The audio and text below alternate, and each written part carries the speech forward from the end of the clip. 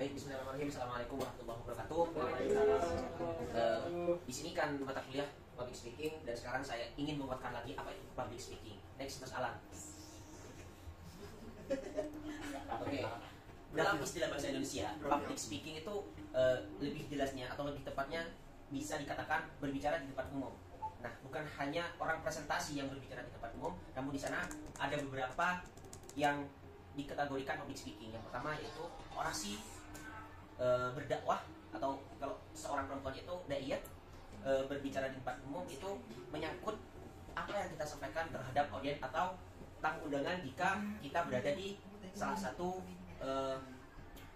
pengajian kalau yang kategori berdakwah. Nah, di sini public speaking merupakan sebuah rumpun keluarga ilmu dari komunikasi atau retorika yang seni berkomunikasi secara lisan yang dilakukan oleh seseorang kepada sejumlah orang secara langsung bertatap muka, yang contohnya seperti yang katakan barusan, seperti berpidato, orasi, atau di dalam kelas, atau sekarang yang seperti saya sampaikan seperti itu.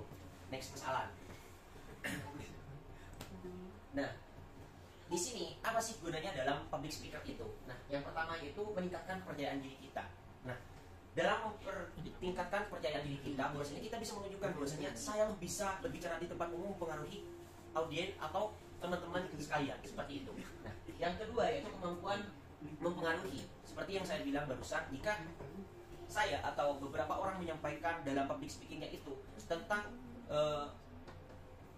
berdakwah atau berorasi, disampaikan itu kita bagaimana bisa mempengaruhi teman-teman.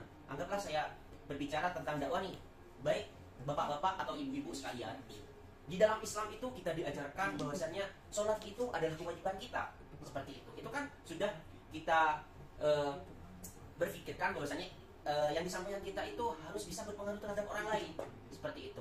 Karena di dalam Islam sholat itu adalah kewajiban kita, yaitu as-sholatu imaduddin, sholat itu adalah tiang agama, seperti itu. Dan otomatis orang-orang yang mendengarkan hal itu bisa berpikir juga, oh iya ya, saya itu tidak sholat karena saya ada kesibukan. Nah, kalau sholat itu sudah tiang agama, oh saya akan memperbaiki diri untuk lebih semangat lagi beribadah, seperti itu. Itu kan sudah termasuk dalam mempengaruhi, seperti itu. Dan selanjutnya mengembangkan diri. Yang disebut mengembangkan diri yaitu seperti saya pribadi, dalam penyampaian saya itu mungkin ya sedikit tidak layak lah gitu. Namun saya itu berusaha untuk mengembangkan diri saya, bahwasanya saya itu bisa atau mampu berbicara di tempat umum, seperti itu. Dan yang selanjutnya membuka peluang hidup lebih baik. Nah, itu kenapa saya mengatakan bahwasanya membuka peluang hidup lebih baik lagi, karena tidak banyak orang mengetahui bahwasanya saya itu atau saya pribadi itu bisa melakukan hal-hal apa saja. Karena jika kita mempunyai potensi atau kemampuan, jika kita tidak menyampaikan terhadap orang lain, mana bisa orang lain itu tahu bahwasanya saya bisa di beberapa bidang, seperti itu. Contohnya, saya ini seorang mahasiswa yang bakat di bidang jurnalistik, seperti yang disampaikan oleh Mbak Asnadia barusan. Nah, Mbak Asnadia itu jago di bidang jurnalistik. Kalau Mbak Asnadia itu tidak menyampaikan terhadap orang lain dan tidak memberikan contoh atau menunjukkan potensi beliau, maka teman-teman dan juga sahabat-sahabat sekalian tidak akan tahu bahwasanya Mbak Asnadia itu mahir di bidang jurnalistik, seperti itu. Nah, next Bang Alan. Dari sini saya akan sedikit menyampaikan tentang teknik dalam public speaking. Nah, yang pertama itu harus percaya diri. Karena jika kita mohon maaf grogi di depan, tidak bisa memaksimalkan atau mengatur tubuh kita atau perasaan kita untuk menyampaikan hal-hal yang menyangkut dengan public speaking, maka otomatis audiens itu akan akan bosan dengan penyampaian kita, seperti itu. Karena di dalam public speaking yang pertama itu harus percaya diri, seperti itu. Yang kedua adalah teknik vokal. Dalam teknik vokal itu ya, kalau bisa kita sebagai public speaking itu jangan terlalu memakai vokal yang bisa dikatakan menunjukkan insecure atau tidak percayaan diri kita di depan audiens. Karena ada beberapa orang itu menyampaikan hal atau materi di depan itu menunjukkan bahwasanya vokal itu bisa dibaca atau bisa dipahami oleh teman-teman. Itu bisa ditebak kalau vokalnya itu sedikit dan bisa dilihat itu kurang maksimal pembawaannya, maka audiens itu bisa menebak bahwasanya kita itu insecure di depan, tidak percaya diri, seperti itu. Dan berikutnya ekspresi atau gestur. Nah, dalam pengalaman saya pribadi, dalam public speaking itu kita dalam menguasai gestur atau ekspresi, kalau saya pribadi menggunakan ekspresi yang tenang seperti itu. Tidak terlalu fokus terhadap audiens. Karena kenapa? Kalau kita terlalu fokus terhadap mata audiens, maka kita akan melupakan apa yang akan kita sampaikan seperti itu. Jadi kita jika melihat mata audiens, kita akan sedikit malu. Karena kenapa? Mereka fokus terhadap kita. Nah, kalau saya pribadi menggunakan ya gestur atau ekspresi yang tenang seperti itu, pura-pura nggak lihat terhadap audiens seperti itu. Intinya jangan fokus terhadap mata audiens atau pendengar seperti itu. Dan yang terakhir yaitu komunikatif. Nah, komunikatif. Dan di sana dalam komunikatif ini, dalam penyampaian kita itu harus terstruktur seperti itu. Jika sudah menjelaskan si A, jangan langsung masuk ke B, biar terstruktur seperti itu. Lanjut masalah. Nah, di sini juga perlu diketahui oleh sahabat-sahabat dan juga teman-teman.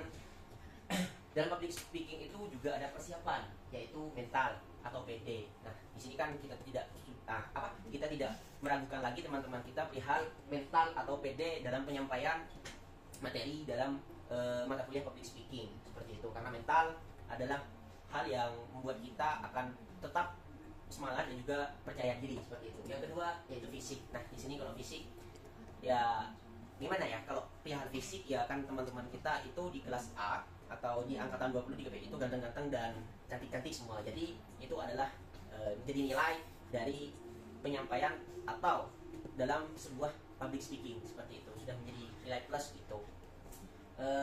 Yang ketiga materi. Nah, dalam persiapan public speaking kita harus ada materi apa yang harus kita sampaikan terhadap para audiens seperti itu. Lanjut Mas Alam. Nah, yang menjadi faktor penyebab kita tidak percaya diri yaitu gugup seperti itu. Karena dalam menyampaikan sesuatu terhadap orang lain itu, jika kita sudah gugup maka tidak akan maksimal. Materi yang kita sudah dihafalkan atau dipelajari sebelumnya, maka itu akan terlihat terganggu atau tidak ingat apa yang seharusnya kita sampaikan terhadap audiens seperti itu. Selanjutnya masalah.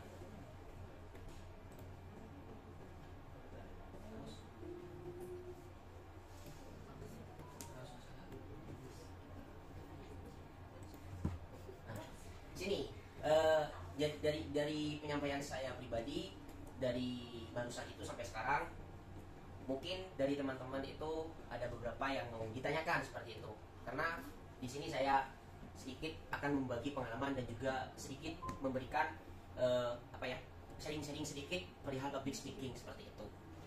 Sebelum saya menutup presentasi di siang hari ini, mungkin ada beberapa teman-teman atau sahabat-sahabat yang mau menanyakan perihal public speaking seperti itu.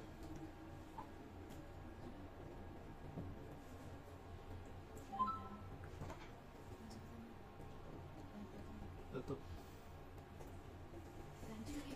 Lanjut. Oke. Baik, sahabat-sahabat, terima kasih atas perhatiannya. Mungkin hanya itu yang bisa saya sampaikan. Kurang lebihnya mohon maaf. Wassalamualaikum warahmatullahi wabarakatuh. Waalaikumsalam.